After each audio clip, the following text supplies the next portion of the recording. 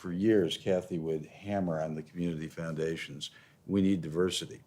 And they would say, okay, in the National Honor Society, there's, Latina and there's African American. No, not just National Honor Society. We need diversity in terms of the kind of people you get. Well, what do you mean? Well, how about some people who are on the cusp of dropping out, but they've got great leadership potential? How about, it was such a struggle to get.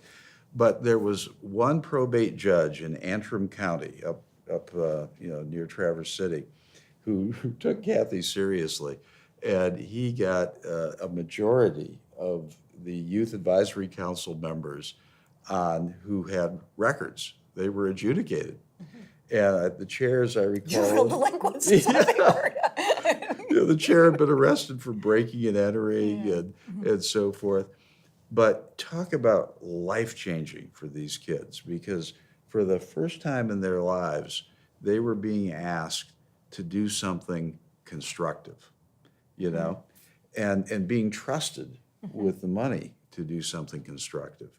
And imagine trying to get a grant from that group. I mean, these kids were not taking any wooden nickels. Yeah.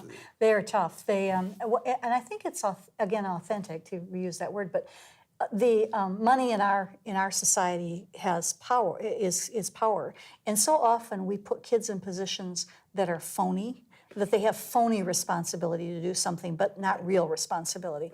I think it was a real surprise to them to find out that they have real responsibility. And I would have to pound on the community foundation boards, and what I would say to them is, the rule is, and I would use Kellogg as an excuse, and then I'd call Joel and say, make sure to back me up on this, that Kellogg will be mad if you ever overturn a youth advisory committee decision, unless it's something that you happen to know. Let's say that there's an embezzlement in a nonprofit, something that the kids wouldn't necessarily know. But you can't overturn the Youth Advisory Committee just because you wouldn't make that grant. That that they have to, and I think it took them a while to get used to that idea.